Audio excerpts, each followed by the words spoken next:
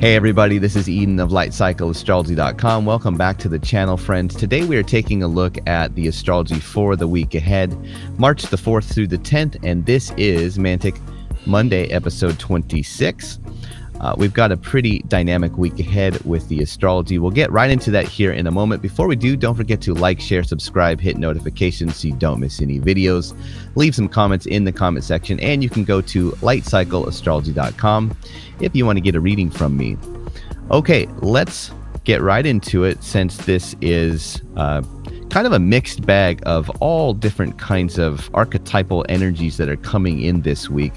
Now, we're actually going to start out the week here on Sunday, the day before Monday, because this is when we get a perfection happening between Venus and Uranus by squares. So this energy is still sort of starting out the week here, this Venus-Uranus kind of energy.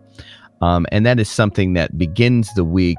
And then as this energy is tapering, we get to Tuesday if we roll the real-time clock forward here. And what's interesting is just as the square energy between Venus and Uranus is sort of fading out, then Mars, which is really close to Venus still, is going to fade into that square energy to Uranus. So that happens on Tuesday. Now, this Mars square Uranus aspect builds all week and then perfects by it's going to be late Saturday, taking account that I'm using London time here, but we'll see that Saturday, as it were, Mars reaches about 19, almost 20 degrees inside of Aquarius, and that perfects that square to almost 19 and 50 degrees of change, where Uranus is in Taurus, almost 20 degrees of Taurus there for Uranus.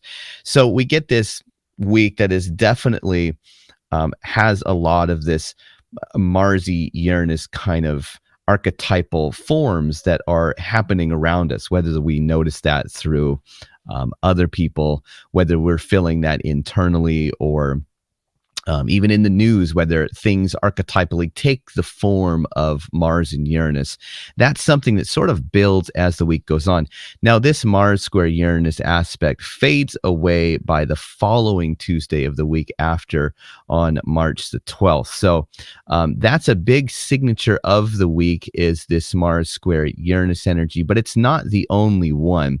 So I'll take us back to Tuesday, and then now, as we get to the end of the work week on Friday, we are actually going to get another interesting part of the astrology that comes through this week for me, is that Mercury makes it to a conjunction to Neptune on Friday here. And there's an interesting Mercury story developing, because Mercury first conjoins Neptune, then moves into a new sign, moves into Aries, and then will, I believe in the following week, Mercury will emerge into visibility in Aries again. Now, this is kind of fascinating for me because, first of all, there's such a big Mars signature to the week, archetypally speaking. So when you're thinking about other planets that are going through the process of entering into Marsy domiciles, like the signs of Aries or Scorpio, you think, there's just kind of a connection there, right? Mars is having kind of a featured week, and then planets are beginning to move into one of Mars's signs. That sticks out for me for sure. But so this happens on Friday. We get this Mercury Neptunian kind of archetypal energy that is beginning to appear. And then as the week goes on, we actually get the new moon come through just after Mercury enters Aries. So I'll go ahead and put my title up. But on Sunday, that's when that happens. Mercury enters Aries just about 5 or 6 hours before the new moon happens in Pisces. So that is the timing of the week. Now let's get into the archetypal forms we may encounter based on some of the movements of the planets above our heads and the astrology associated with that. So, of course, the first one is going to be these Mars square Uranian archetypal forms that are a big part of the signature of the week, and for me are going to include, a variety of ways in which that could be noticed or expressed or appear. And definitely one of those is, when we think about Mars square Uranus, we're always thinking about that, especially if you're an American or you're familiar with American history, you think of those, or even French history, you think of those revolutions that happened during the discovering of the planet Uranus, where Uranus is usually associated with revolutions or revolt, and oftentimes violent revolution that comes about through um, taking yourself into an extreme position of defense or fighting for a cause or something like that. This whole theme around needing to even go so far as to spill or shed blood in order to have freedom or independence that happens around things like revolutions inside of nations or things like that. So you get like the American Revolution or the French Revolution. That has always been very much connected to the symbolism of Uranus, just as a standalone for Uranian astrology. But when you get Mars in there and then Mars by square, and then you have on top of that Mars in Saturn's sign, Saturn being also a sign that is connected with revolution or revolt or rebellion, you definitely get a signature, for one, that there is kind of this rebellious energy that is forming. Now, that doesn't always have to be negative, and it doesn't always have to be overtly violent or aggressive, even though we're talking about Mars. Sometimes Mars can be sacrificial. Mars can sacrifice something in order to gain freedom with this kind of energy hanging around. Mars can also be very brave and say, well, I was always too scared to quit my job and do something else that I really want to do instead. But now I have the courage to do so, and I feel like I can do it. So there may be this courageous or sacrificial kind of energy that is hanging around. But we do have to be realistic here. Mars tends to indicate things that are involved with conflict or fighting or even violence or aggression or anger. So you could see sudden outbursts with this kind of square for sure. You could see kind of the those moments where you're talking with someone and all of a sudden there is just, their reaction is just so visceral and aggressive, or, it's just, at least it's very passionate, and you're taken aback and you're like, oh, I didn't expect that reaction, but I had to take this seriously because this is getting real here. You, I could definitely see encountering moments like that where you're either surprised at your own sort of a reaction or reactivity to something, or even your sudden willingness to like stand your ground, defend for your freedom or your independence or an idea, or even if you're thinking about something new and there's something new on the horizon that is really intriguing to you, and sort of biting at somebody that is criticizing that, or maybe trying to shut you down or discourage you in any way. There is this really powerful mixture this week where we get the moon sweeping by Saturn in Pisces just before becoming new, while this Mars Uranus square perfects all on Saturday. So Saturday for me is kind of the day to watch out for, because you have these powerful emotive forces. You have a signature of Saturn in here as the moon is going through its last dark moon phase, as it's becoming new, before it completely manifests into kind of a new moon formation, it has to go past Saturn. And Saturn can be kind of a rascal in Pisces. It can be, well, let's jump to, I'm kind of going out of order here because we're talking about it now, but this is another theme that may be prominent or appear in the week, is that you get the moon sweeping by Saturn on Sunday right before the new moon forms. And this is a dark moon, right? This is a moon that is going through the last few degrees before it is reborn. And that dark moon, it's hard to say exactly when do you begin to feel the new moon energies. When does that begin to form versus the dark moon, dying moon kind of phase? It's somewhere in this vicinity where it's slightly before the new moon, or maybe it's slightly after the new moon, that there's this process, right, that the moon is going through. But it does involve that kind of that energy of feeling like something is going out while something new is coming in or is being conceived of. So that's all in the mix right here. And Saturn is so close to this process, and Saturn's kind of in the mix there too. So Saturn, I think, is pointing to an omen that says there's something very, getting at realism here. Maybe there's the need to break out of a rut, find one's freedom or liberation or independence, defend it if need be. Maybe even there's visceral reaction on our parts or the people around us. But then there's also this realism, or this kind of this note of maybe getting a rejection about something we want to try, or getting maybe the more rational or pessimistic side of our thoughts going, oh, I don't know if you really can do this, or I don't know if you should.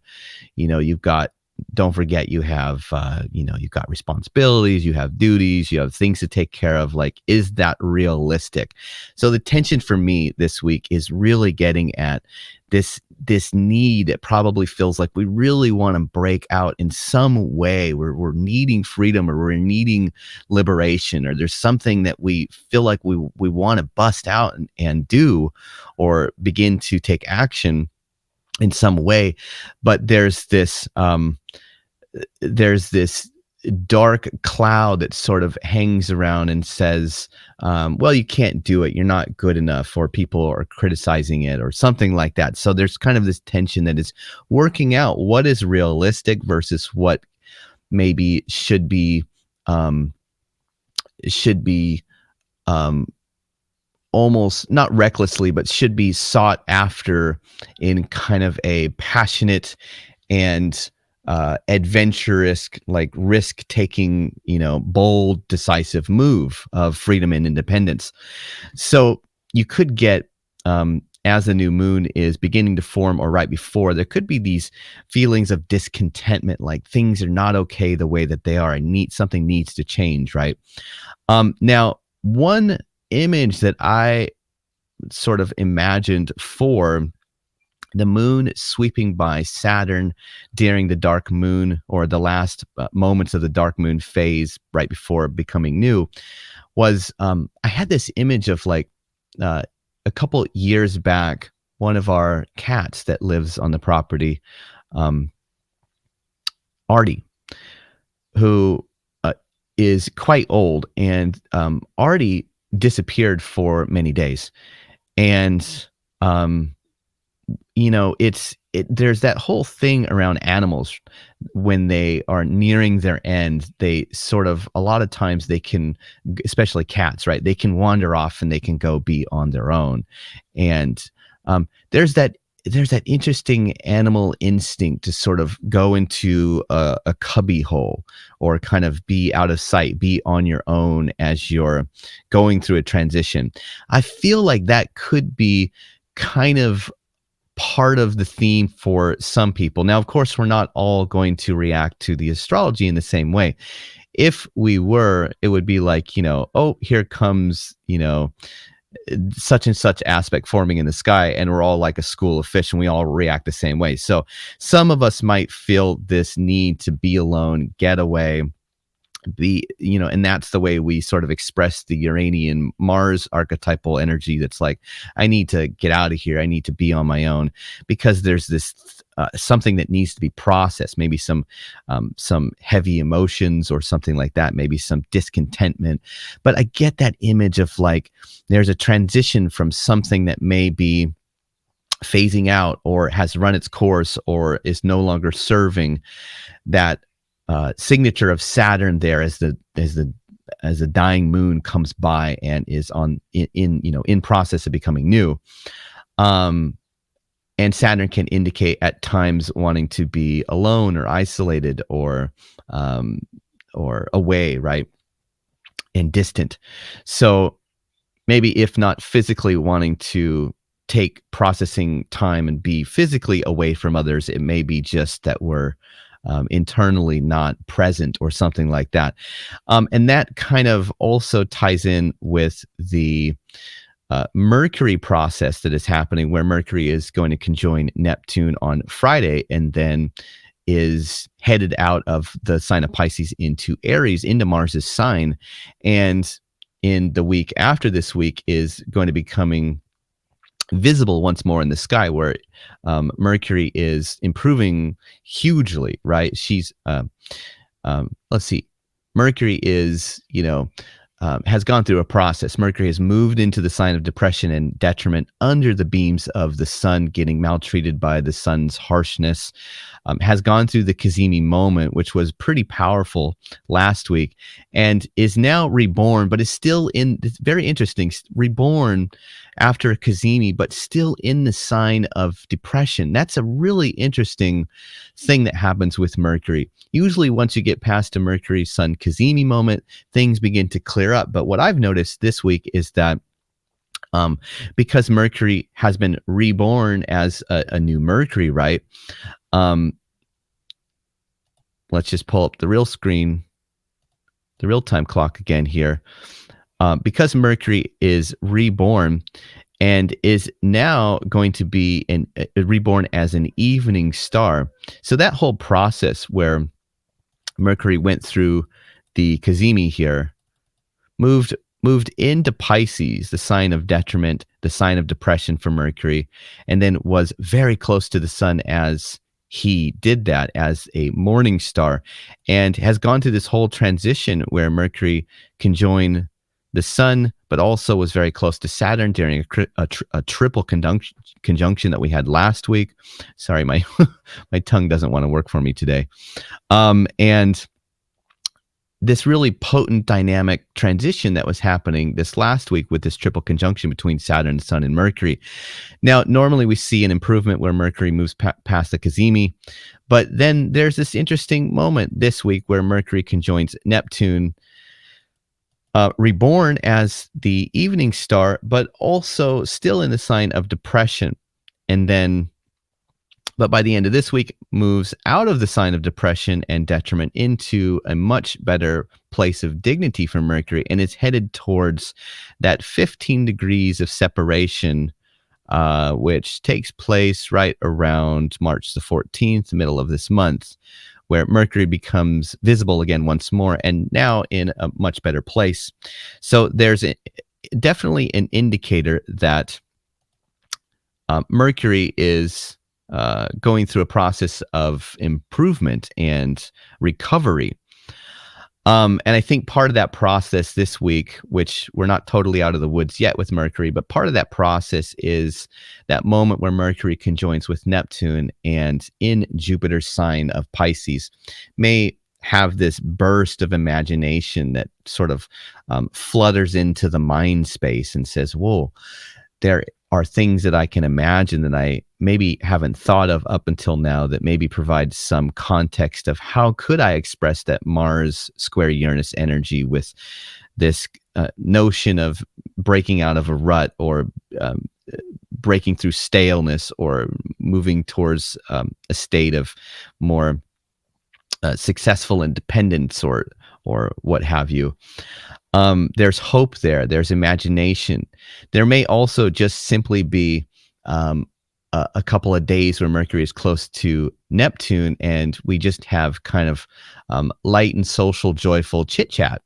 That kind of that feeling of union when you have a conversation with somebody. It's just kind of nice and enjoyable. And you find out there are things that you both resonate on or something like that. But Mercury things are improving. There's a lot of imagination here. There's a lot of thoughts for the future. I think there's boundarylessness for Mercury in terms of being able to really potentially see what could be better in the future, with Mercury being in Jupiter's optimistic sign, headed towards a breakthrough. When Mercury moves into the sign of Aries, crosses over that spring equinox degree and moves into the exaltation sign of the sun, there's a real improvement for Mercury there, and then becomes visible as an evening star. So very, very interesting the way that Mercury progresses out of kind of a difficult place that Mercury had been in the last couple of weeks here. So this is quite a mix, right? We have hope, imagination. At worst here, Mercury, Neptune, of course, is always going to maybe be like the escapism kind of stuff, where it's like Mercury might be feeling the pressure of Mars square Uranus, and maybe the realism or discontentment or the isolation of dying moon conjoining Saturn. So Mercury might be the part of us that is like, man, I need to get out of here. Like, where's the escape hatch? I just need to escape and do something fun and light or something like that. I need to just get my mind off things in a certain way. Maybe just have some fun times with friends or conversations with people, or find where my friends and I are connecting or overlapping on ideas or something like that. But then there is that tension between the need for something to revolve, the need for something to be independent or free or on its own, to break through staleness or ruts, while at the same time maybe encountering something that says, hey, you still have responsibilities, you still have duties. What are you going to do about this situation if you do that? Or, so that is kind of the tension that I see for this week, which of course is going to take the form and the manifestation in many different ways. So a very dynamic week, you guys. I appreciate you guys watching the channel. Thanks so much. And I will be back next Monday with another Mantic Monday video, and we'll talk about the emergence of Mercury now in a much better place in the sign of Aries. Okay, that's all I have. Thanks. Have a great week, you guys, and I'll see you soon. Bye for now.